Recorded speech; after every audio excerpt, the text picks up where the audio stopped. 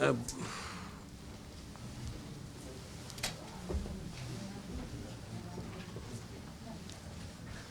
Wah, silau mata. Silau mata. Tengok api tu. Kalau larikan sikit boleh tu? Lighter tu. Dia ni sikit. Lighter pula. Apa Atas, light? atas Light sikit, je tu. atas sikit, atas sikit. Your light tu atas sikit. Boleh kan? Dia tak terang ke tak ada tu. Tak terang? Dia kena tambah atas. You. Ada dia. Ha? Boleh?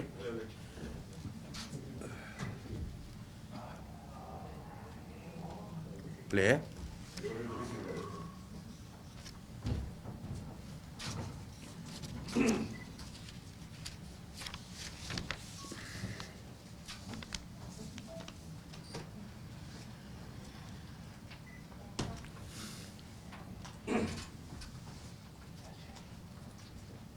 Mana Munir tadi? Munir tadi saya punya press. Ini Munir belakang. Mana press pasal Ukraine tu mana? Okay. Alright. Once you're ready, beritahu. Okay. Okay. Malaysia dan Thailand mempunyai jalinan hubungan dua hala yang rapat dengan ikatan hubungan diplomatik yang terjalin selama lebih 65 tahun. Sebagai dua negara jiran yang dekat, Kerajaan Malaysia dan Kerajaan Thailand sentiasa memastikan hubungan kerjasama erat dan utuh ini dapat dikekalkan bagi kepentingan bersama kedua-dua negara. Lawatan rasmi pertama saya ke Thailand selama 2 hari membuktikan komitmen kedua-dua negara di dalam memperkukuhkan hubungan dua hala serta meningkatkan kerjasama dalam pelbagai bidang, terutamanya dalam fasa pemulihan pasca COVID-19. Petang semalam saya mengadakan kunjung hormat kepada Jeneral Prayut Chan-o-cha, Perdana Menteri Thailand di Rumah Kerajaan dan mengadakan perbincangan dua hala untuk membincangkan pelbagai isu yang berkaitan dengan kedua-dua negara. Kami bersependapat bahawa ini adalah satu langkah penting dalam usaha mengaktifkan semula aktiviti ekonomi rentas sempadan untuk kebaikan bersama rakyat kedua-dua negara. Antara yang kita persetujui yang penting adalah yang pertama untuk meningkatkan hubungan dagangan antara kedua negara, dan saya ingin maklumkan bahawa Thailand merupakan rakan dagangan ke-6 terbesar dunia dan merupakan rakan dagangan kedua terbesar di ASEAN ini. Jumlah dagangan Malaysia pada tahun 2021 bernilai 23.64 bilion ringgit, iaitu peningkatan 23% dari tahun 2020. Dan kami sama-sama bersetuju untuk mensasarkan nilai dagangan berjumlah 30 bilion US dollar pada menjelang tahun 2025. Ya, 2025. Jadi kita akan tingkatkanlah daripada 23.64 bilion US dollar kepada 30 bilion. Dan saya juga ingin memaklumkan bahawa hubungan dagangan di sempadan menyumbang hampir 50% daripada keseluruhan dagangan antara Malaysia dan Thailand, iaitu 10.5 bilion US dollar. Jadi sebab itulah pembukaan sempadan amat penting kepada Malaysia dan Thailand. Yang kedua, kami berbincang mengenai perjalanan lengkap vaksin ataupun VTL, Vaccinated Travel Lane, iaitu untuk membolehkan rakyat kedua-dua negara untuk berkunjung ke negara sama ada ke Malaysia ataupun ke Thailand. Untuk VTL ini kami bersetuju untuk membuka border sama ada melalui udara, darat dan juga laut. Untuk sempadan darat, kita ada 9 CIQ di utara semenanjung Tanah Melayu dan juga ataupun di selatan Thai. Jadi kita akan buka semua border darat ini untuk mempermudahkan perjalanan antara rakyat kedua-dua negara. Seperti kita tahu, hubungan antara Thailand dengan Malaysia ini bukan saja daripada segi government to government, kerajaan kepada dengan kerajaan, bukan saja antara bisnes komuniti perniagaan dengan komuniti perniagaan, tetapi juga antara rakyat dengan rakyat, people to people, sebab rakyat yang berada di kawasan sempadan sebenarnya ramai mempunyai talian persaudaraan dan sebagainya. Jadi pembukaan kawasan sempadan yang pertamanya di kawasan darat terutamanya, sempadan darat mampu untuk meningkatkan dagangan antara kedua negara. Seperti saya sebutkan tadi, separuh daripada keseluruhan jumlah dagangan Malaysia disumbangkan oleh perniagaan sempadan ini. Jadi kita akan buka jalan darat dan seterusnya juga VTL laut daripada Satun ataupun Langkawi ke Satun ini. Jadi kita percaya dengan pembukaan ini dagangan dapat ditingkatkan lagi. Untuk darat, saya sudah sebut tadi 9, terutamanya CIQ di Bukit Kayu Hitam Sadau, Sungai Golok dengan Rantau Panjang, Takbai dengan Pekalan Kubur, Padang Besar, Betong di Perak dan sebagainya lah. Jadi saya sebut tadi lebih kurang 9 tak silap saya. Dan kita juga bersetuju untuk memberi pengiktirafan kepada sijil vaksinasi di kedua-dua negara. Jadi untuk mempermudahkan lagi, kita bersetuju untuk mengintegrasikan aplikasi MySejahtera dengan aplikasi MoreProm daripada Thailand. Mana melalui integrasi kedua-dua apps ini ataupun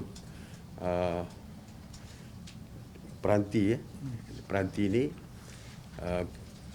pelancong daripada Malaysia ataupun rakyat daripada Malaysia boleh menggunakan MySejahtera di Thailand di pintu masuk atau mana-mana tempat, manakala MoreProm juga boleh digunakan di Malaysia. Ini mampu untuk mempermudahkan perjalanan antara kedua-dua rakyat kedua-dua negara apabila kita membuka kawasan sempadan nanti. Dan kita juga kini sedang membangunkan vaksin sendiri di bawah Genome Institute,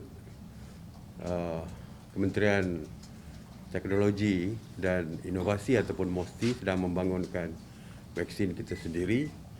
Dan saya juga dimaklumkan bahawa Thailand juga sedang membangunkan vaksin mereka sendiri melalui sebuah universiti di Thailand ini.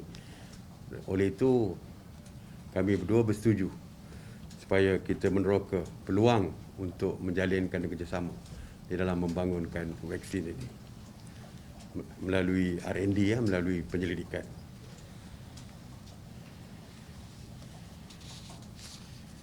Seperti kita tahu yang saya dah sebut tadi, perdagangan di sempadan amat penting. Oleh itu, kita merasakan bahawa konektiviti ataupun kesaling hubungan amat mustahak. Dengan itu, beberapa infra untuk peningkatan infra, membangunkan infrastruktur di kawasan sempadan yang telah pun dipersetujui perlu disegerakan. Yang pertama adalah mengenai pembinaan jajaran jalan menghubungkan kompleks ICQS Bukit Kayu Hitam dan CIQ Sadau. Perkara ini masih lagi dalam perundingan dan kita bersetuju supaya kumpulan kerja pakar serta jawatankuasa kerja teknikal untuk menyegerakan rundingan mengenai jajaran tersebut. Yang kedua adalah mengenai pembinaan dua jambatan persahabatan, iaitu Jambatan Sungai Golok ke Malaysia ataupun ke Rantau Panjang ataupun Rantau Panjang ke Sungai Golok, dan satu lagi adalah jambatan yang menghubungkan Pengkalan Kubu ke Tatbai. Dan kita bersetuju supaya pembinaannya diteruskan dan disegerakan. Seperti kita tahu yang selama ini Malaysia telah pun dipersetujui untuk mengetuai dialog perdamaian yang melibatkan Southern Thailand ataupun Selatan Thailand. Oleh itu, dalam perjumpaan semalam, sekali lagi pihak Thailand melalui Perdana Menteri Prayut, Jeneral Prayut bersetuju supaya Malaysia meneruskan peranan kita sebagai fasilitator di dalam dialog perdamaian tersebut. Dan saya memberikan komitmen bahawa dialog perdamaian itu akan diadakan segera yang selama ini terhenti akibat daripada pandemik COVID-19.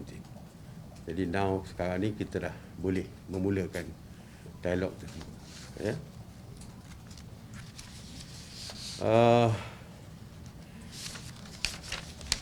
Kita juga berbincang mengenai keperluan untuk masa hadapan di dalam membina kereta api laju high speed rail dari Kuala Lumpur ke Bangkok.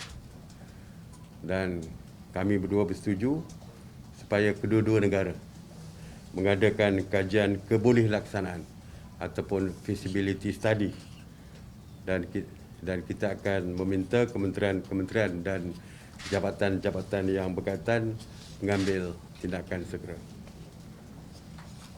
Manakala yang lain-lain seperti keselamatan sempadan ataupun border security, kedua-dua pihak bersetuju untuk mempertingkatkan lagi kerjasama bagi memastikan kawasan sempadan dari segi keselamatan dapat dijamin dan terpelihara.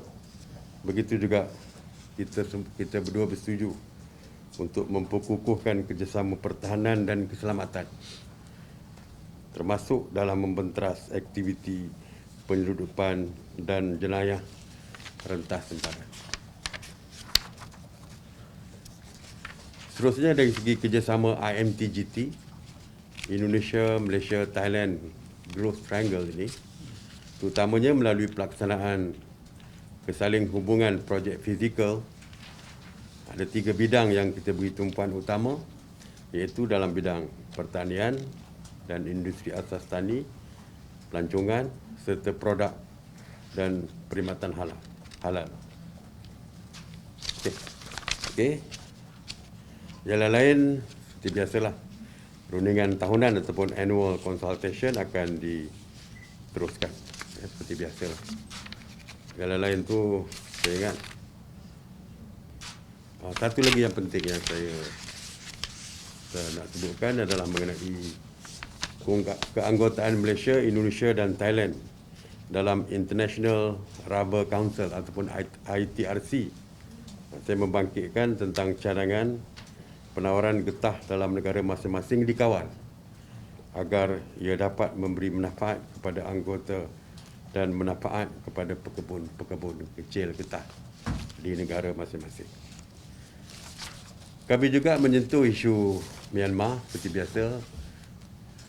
Kita Malaysia membuat pendirian bahawa isu Myanmar perlu diselesaikan bagi menjaga kepentingan rakyat Myanmar itu sendiri. Dan saya memberikan pandangan bahawa pertamanya kita bersetuju bahawa 5 point consensus yang telah dipersetujui oleh pemimpin ASEAN sebelum ini dilaksanakan di Myanmar dengan segera. Dan saya juga memberikan pandangan bahawa isu Myanmar tidak terletak di tangan negara-negara ASEAN dari segi penyelesaiannya, tetapi terletak di tangan Myanmar itu sendiri, negara Myanmar itu sendiri. Sebab kalau Myanmar tidak ingin melihat perdamaian berlaku di negara mereka, maka tiada apa yang lebih konkret yang boleh dilakukan oleh negara ASEAN. Kita sebagai negara luar, ASEAN mempunyai prinsip sebenarnya kita tidak boleh campur tangan sepenuhnya apa yang berlaku di negara lain. Jadi yang pentingnya adalah Myanmar itu sendiri mempunyai semangat untuk menyelesaikan isu yang berlaku di negara mereka. Dan kita juga menekankan bahawa kekejaman yang dilakukan terhadap rakyat mereka perlu dihentikan. Itu adalah pandangan daripada Malaysia dan saya percaya juga negara-negara ASEAN. Dalam masa yang sama saya juga membangkitkan isu Rohingya, yang mana kesan secara direct dengan pelarian Rohingya ini adalah Malaysia yang paling terkesan akibat pelarian Rohingya. Setakat hari ini lebih daripada 200,000 pelarian Rohingya berada di negara kita yang perlu ditanggung. Semua negara perlu dipertanggungjawabkan. Dan isu Rohingya perlu diselesaikan oleh Myanmar sendiri. Kerana punca asalnya pelarian ini adalah kerana kekacauan dan tindakan kekejaman yang dilakukan terhadap Rohingya ini, kaum Rohingya di Rakhine State ini. Jika kekejaman dihentikan, saya percaya tidak akan wujud lagi pelarian Rohingya ini. Dan yang keduanya, kita minta proses repatriasi pelarian Myanmar yang berada di Bangladesh terutamanya disegerakan supaya mereka boleh pulang ke Myanmar dengan selamat. Jadi itu sajalah antara perkara-perkara yang dibangkitkan suatu perjumpaan perundingan dua hala antara saya dengan Perdana Menteri Jeneral Prayut Chan-o-cha. Okey? Ada time frame tak Linda dari Bernama? Ada tak time frame untuk pembukaan semula sempadan? Secepat mungkin. Ya, saya nampak yang isu yang berkaitan dengan laluan VTL udara agak mudah. Kerana waktu tiba di airport, mereka boleh dibuat saringan segera di airport. Tapi yang kita bincangkan dalam kabinet baru ini adalah saringan di pintu masuk negara melalui jalan darat. Ini Kementerian Kesihatan sedang memikirkan bagaimana nak mempermudahkan. Kalau tidak, queue-nya pasti panjang. Ya. Queue-nya pasti panjang dengan kereta dan sebagainya kalau melalui sempadan darat ini. Jadi kita telah memberikan beberapa cadangan sebenarnya kepada Kementerian Kesihatan, dan Kementerian Kesihatan akan mencari kaedah yang terbaik bagaimana nak mempermudahkan dan mempercepatkan. Sebab bagi saya VTL darat bagi Malaysia Thailand ni amat penting. Ya, lebih penting daripada VTL udara pun. Ya, walaupun VTL udara penting untuk pelancongan, tetapi dari segi saya sebutkan tadi, dari segi darat ini bukan saja melibatkan pelancongan, tetapi melibatkan perdagangan, iaitu perdagangan dua hala di kawasan sempadan yang saya kata tadi menyumbang 50%, 50% daripada dagangan kita secara keseluruhannya. Dan begitu juga hubungan kekeluargaan tadi yang terpisah selama 2 tahun ini. Jadi sebab itu saya lebih suka kalau VTL darat ni dapat segera diselesaikan, ya. Tapi Kementerian Kesihatan sedang melihat perkara ini sebab bukan saja melibatkan Thailand, tetapi VTL darat juga melibatkan Malaysia, Singapura, ya. Pekerja-pekerja kita yang berulang-alik lebih, saya difahamkan lebih daripada hampir 200,000 yang berulang-alik, itu juga perlu diselesaikan. Begitu juga dengan Brunei. Kalau di Brunei, mereka yang berada di Limbang untuk pergi ke Lawas perlu melalui Brunei dan mereka tidak boleh cross sempadan setakat hari ini. Sebab itu saya juga menekankan tentang VTL darat ni perlu disegerakan supaya perkara yang saya sebutkan tadi dapat diselesaikan dengan segera. Ya, Syekh Ivan daripada RTM, susulan kepada soalan itu tadi, boleh tak kita expect diadakan sebelum Hari Raya Idul? Saya boleh beri, saya tak nak kata beri jaminan, tapi saya boleh menegaskan yang perkara ini dapat kita selesaikan sebelum Hari Raya lah. Ya, sebelum Hari Raya. Soalan lain? Datuk Sri, since isu Ukraine dengan Russia, Wait. few embassy Tadi yang raya tadi melibatkan VTL, ya. Jangan nanti orang confuse, dalam Malaysia tak ada isu, ya.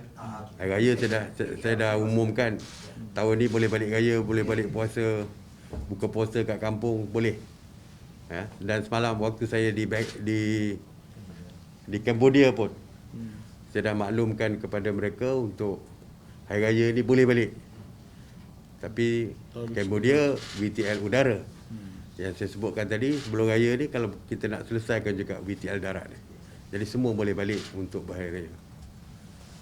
Okey? Datuk Sri, mengenai isu Russia dengan Ukraine, ada beberapa embassy telah pindahkan embassy dari Kiev ke tempat yang lebih selamat. So, ada tak Malaysia akan ada cadangan semacam ini?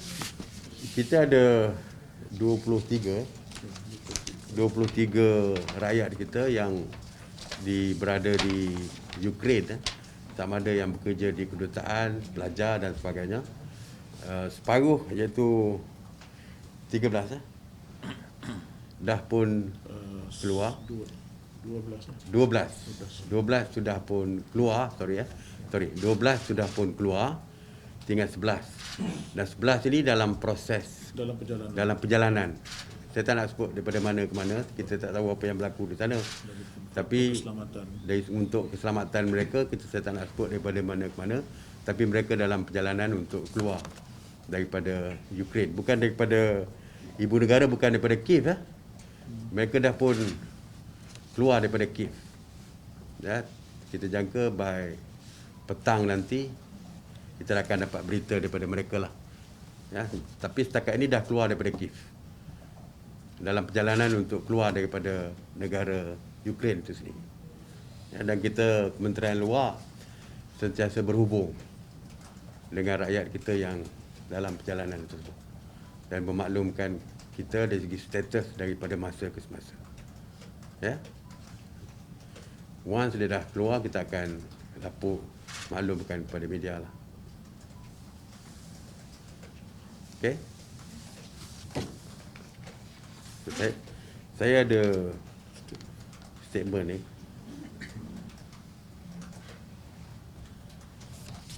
Untuk dibagi kepada you all. Ataupun saya nak sebut. Saya baca je. Malaysia memandang serius mengenai konflik yang berlaku di Ukraine dan kita menggesa semua pihak supaya mengambil tindakan segera untuk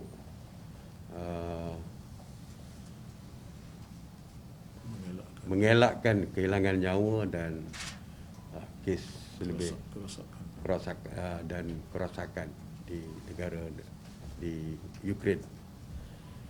Dalam keadaan yang kritikal ketika ini, semua tindakan, semua effort mesti digandakan untuk mencari perdamaian dan amicable solution. Dan konflik itu perlu diselesaikan secara dialog dan negotiation berdasarkan undang-undang antarabangsa dan piagam bangsa-bangsa bersatu. Malaysia akan terus memberikan sokongan setiap tindakan demi kepentingan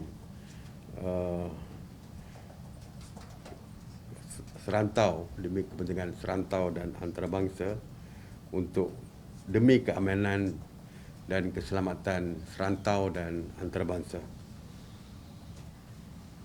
Ya. United Nations Security Council semalam, Majlis Keselamatan Bangsa-Bangsa Bersatu mesti memainkan tanggungjawab untuk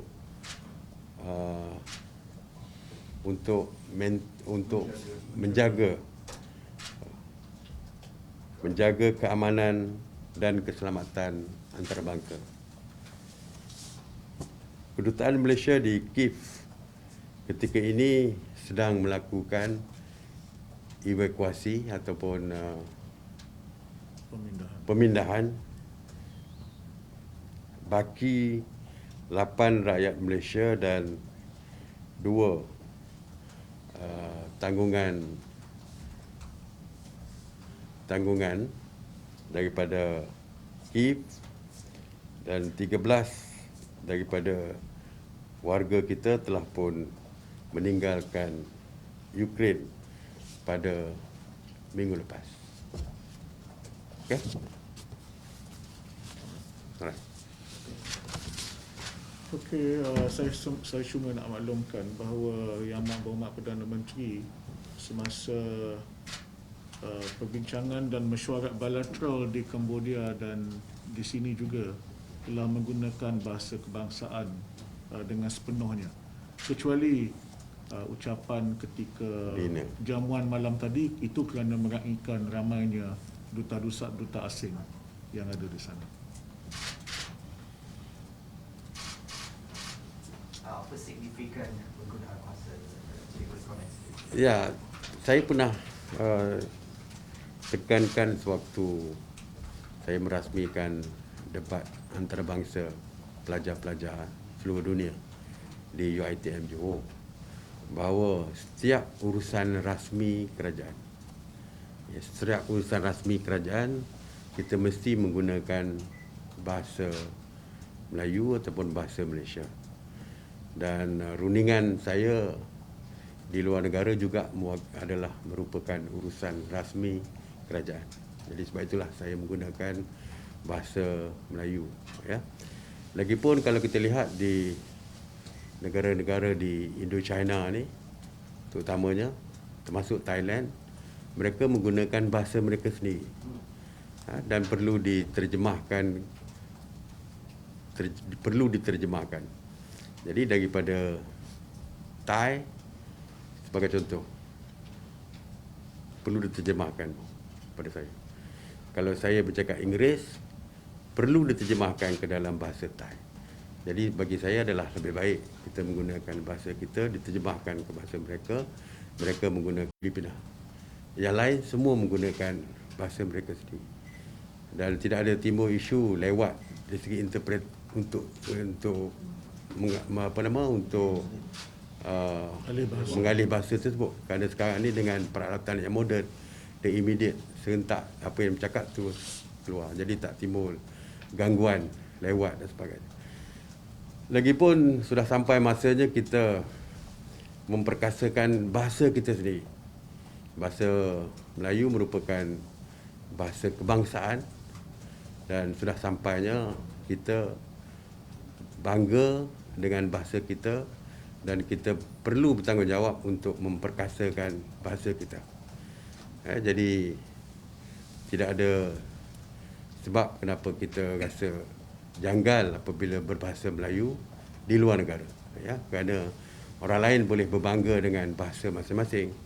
Kita bahasa Melayu, terutamanya di ASEAN ini, merupakan penduduk yang paling ramai berbahasa Melayu di ASEAN ini, maka tidak ada sebab kenapa kita tidak boleh rasa janggal dan malu untuk menggunakan bahasa kita sendiri.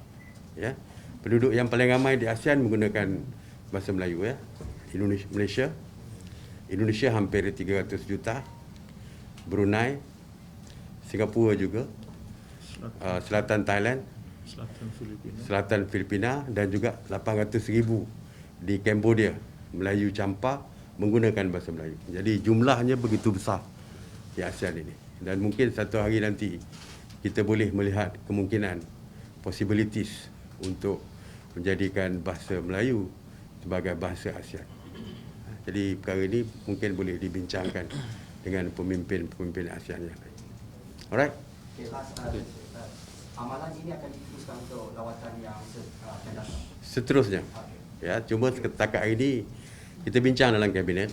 Option kita yang pertama, option pertama, jikalau negara tersebut menggunakan bahasa mereka, kita menggunakan bahasa Melayu. Dan option kedua, kalau negara tersebut menggunakan bahasa Inggeris, kita menggunakan bahasa Inggeris, atau boleh juga gunakan bahasa sendiri, bahasa kita sendiri. Tapi option lah, kalau kita nak guna bahasa Inggeris pun boleh, kalau English to English. Macam malam tadi saya dimaklumkan ramai ambassadors, jadi saya terus gunakan English lah. Tapi boleh juga saya gunakan bahasa Melayu dan diterjemah ke dalam bahasa Inggeris pun boleh. Juga international conference. Untuk international conference pun mulai daripada sekarang kita akan gunakan bahasa Melayu. Sebenarnya Tuan Ibrahim Tuan Man telah pun memulakan di COP26 di Dublin, di Glasgow, menggunakan bahasa Melayu. Dan mungkin di United Nations, mungkin bahasa bersatu besok kita boleh menggunakan bahasa Melayu juga. Alright, terima kasih.